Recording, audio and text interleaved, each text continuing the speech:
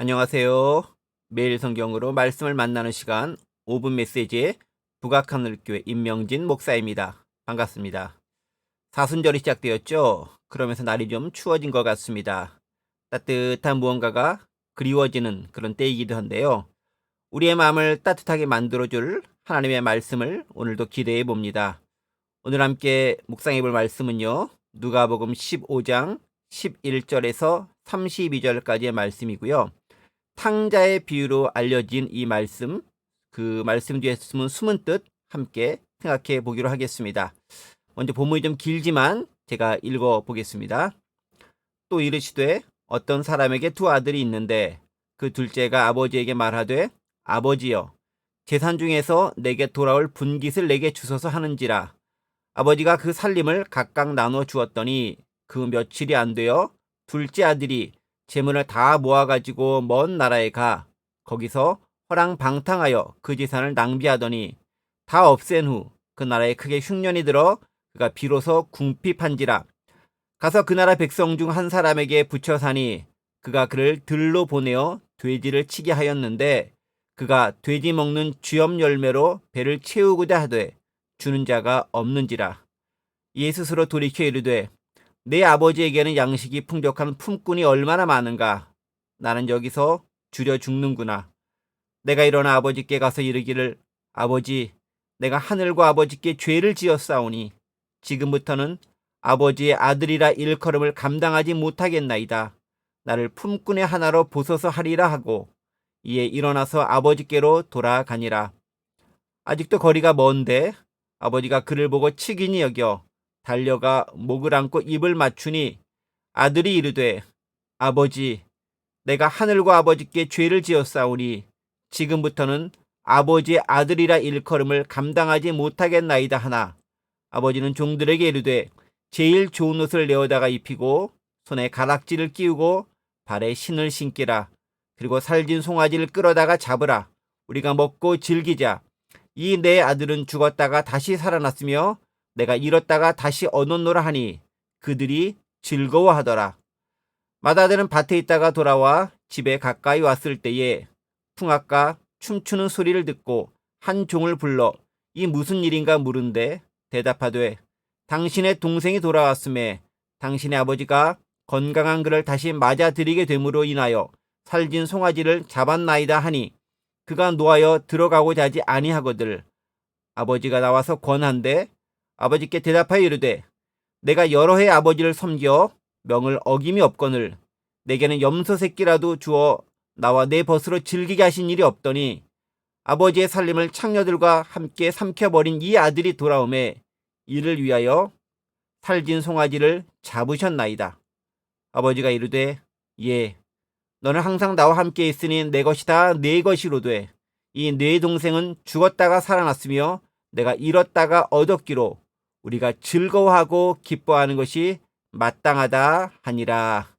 아멘. 우리가 잘 아는 탕자의 비유입니다. 사람에 따라서는 잃은 아들을 기다리는 자애로운 아버지의 비유라고도 합니다. 각각 어디에 초점을 두었는가에 따라서 탕자가 주인공이 되기도 또 아버지가 주인공이 되기도 합니다. 아버지가 별세하기도 전에 자기 재산을 달라고 해서 처분하고 먼 나라로 떠나고 거기서 허랑방탕하게 지내다가 금세 재산 다 탕진하고 이제 흉년이 들어 먹을 것이 없자 남의 집 돼지 치는 일꾼으로 들어갔으나 거기서 돼지가 먹는 쥐염 열매마저 마음껏 먹을 수 없는 비참한 신세. 그제서야 자신의 처지를 자각하고 회개하며 돌아온 작은 아들이 있습니다. 그렇게 집 나간 작은 아들이 이제나 저제나 돌아올까 목매어 기다리다가 마침내 초라한 모습이긴 하지만 고개 숙이며 돌아온 그 아들을 무사히 돌아옴에 그저 감사함으로 기쁨으로 맞이하며 잔치를 베풀고 그 지위를 회복시켜준 아버지가 있습니다. 그리고 그런 아버지나 아들이 못마땅하게 생각되어 불평하고 대드는 큰아들도 있습니다. 각각의 캐릭터를 중심으로 영화를 찍고 소설을 만들어도 재미있는 이야기가 되지 않을까 그런 이야기입니다. 세상 물정 모르고 자기 잘난 줄 알고 마기자비로 살다가 크게 어려움을 당한 후에야 비로소 잘못을 깨달은 작은 아들과 같은 우리의 모습. 그럼에도 불구하고 여전히 받아주시는 우리 아버지 하나님의 크신 사랑. 그런 모든 것을 마음에 들어하지 않았던 큰아들과 같은 기득권 세력들. 너무나도 분명하게 이 비유는 우리와 주변 그리고 하나님을 비춰줍니다. 사실 이 비유의 핵심은요, 잃은 것을 찾은 주인의 기쁨에 있습니다. 사실 누가복음 15장 전체가 그것을 강조하며 이야기하고 있지요. 잃은 양, 잃은 드라크마, 그리고 오늘 본문의 잃은 아들까지 모두 그렇습니다. 이들은 모두 잃었다가 다시 찾아진 존재들입니다. 그리고 이들을 보면서 하나님을 상징하는 목자, 여인, 아버지는 모두 기뻐합니다. 즉 잃어버린 것들이 돌아오든 혹 잃은 것들을 찾든 그것을 보면서 기뻐한다는 것이지요. 자, 그리고 이 기쁨은 비단 아버지에게만 해당되는 것이 아닙니다. 주변 사람들과 이웃들도 그 기쁨에 동참합니다. 심지어 탕자의 비유인 오늘 본문의 24절 말씀을 보면 주인의 종들까지도 기쁨에 참여합니다. 읽어볼까요? 이 내 아들은 죽었다가 다시 살아났으며 내가 잃었다가 다시 얻었노라 하니 그들이 즐거워하니라. 여기서 언급된 그들은 주인의 종들을 의미합니다. 자, 그런데요, 기뻐하지 못하는 딱 한 부류가 있습니다. 누구죠? 바로 큰형입니다. 맏아들 장남입니다. 이웃사람, 종들, 주변 사람들 모두 주인과 더불어 기뻐합니다. 그런데 오직 한 사람, 형제만 기뻐하지 못합니다. 아니, 이런 아이러니가 어디 있습니까? 가족인데 기뻐하지 못하다니요? 왜 그럴까요? 사실 우리 속담에도요, 사촌이 땅을 사면 배가 아프다라는 말이 있습니다. 왜 가족인데 기뻐하지 못할까요? 여러 이유들이 있겠죠?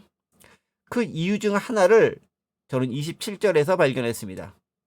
당신의 동생이 돌아왔음에 당신의 아버지가 건강한 그를 다시 맞아들이게 됨으로 인하여 살진 송아지를 잡았나이다.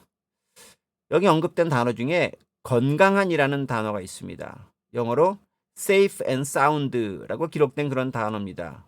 한국말로 번역하면 사실 무사히쯤으로 해석될 수 있는 그런 단어입니다.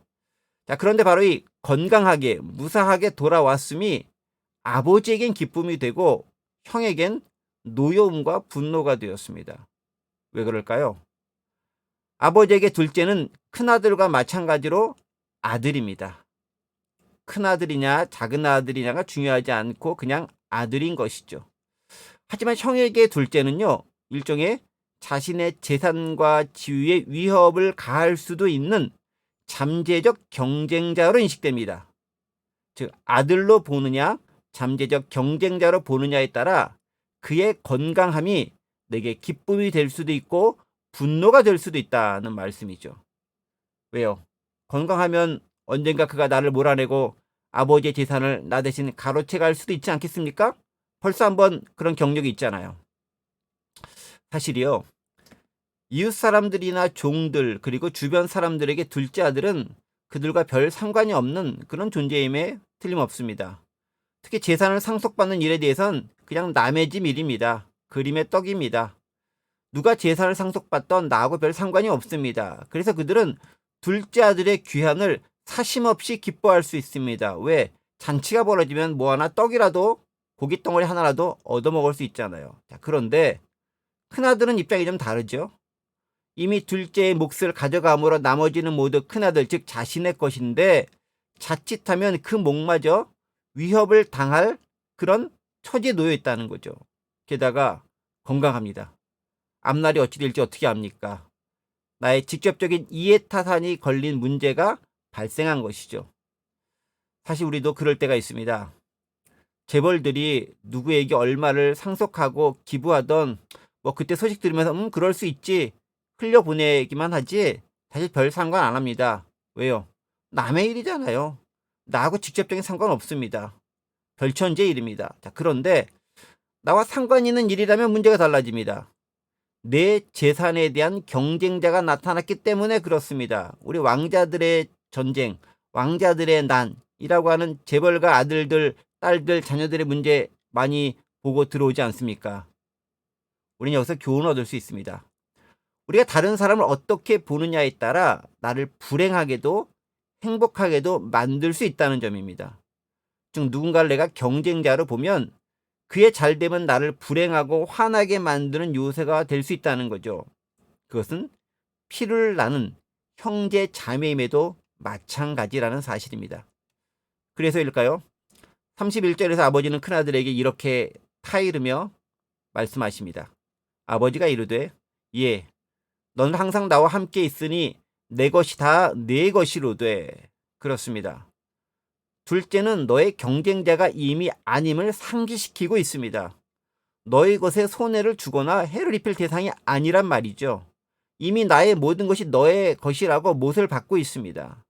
이 말을 듣고야 비로소 큰아들은 아무 말도 하지 않고 이 비유는 막을 내리게 되는 것이죠. 우리 한번 돌아볼까요? 우린 지금 어떤 사회에 살고 있습니까? 경쟁 사회에 살고 있습니다. 경쟁 사회, 어찌 보면 자본주의에 피할 수 없는 숙명이기도 합니다. 주변인들과 친구들, 심지어 가족과 형제들마저도 잠재적 경쟁자로 보게 되어져 있습니다. 그리고 그 경쟁에서 이겨야만 살아남고 승리자가 된다고 아주 어렸을 때부터 그렇게 주입식되고 교육받아 자라오고 있습니다. 하지만요, 진정한 행복은 누군가를 경쟁자로 보는 순간 그 행복은 사라지고 맙니다. 경쟁 의식 없이 더불어 살아가는 법을 터득할 때 진정한 행복은 비로소 시작되는 것이죠. 그리고 하나님의 나라는 바로 그러한 나라들로 이루어져 있다는 것을 우리는 알아야 합니다. 경쟁자가 아닌 한 하나님을 아버지로 둔 같은 형제로서 더불어 살아가는 법, 그게 우리에게 오늘 진짜 필요한 것이 아닐까요? 잠시 기도하겠습니다. 하나님 아버지, 우리는 누군가를, 내 옆에 있는 친구를, 혹 형제를, 혹 아는 사람을 경쟁자로 여기고 살아오지는 않았는지요. 그것보다는 함께 살아가며 만들어 나갈 하나님 나라로 인해 기뻐하는 존재들이 될 수 있도록 오늘 하루도 도와주옵소서. 예수 그리스도의 이름으로 기도드립니다. 아멘. 자, 오늘도 행복하고 경쟁 없이 기뻐하며 살아갑시다. 샬롬.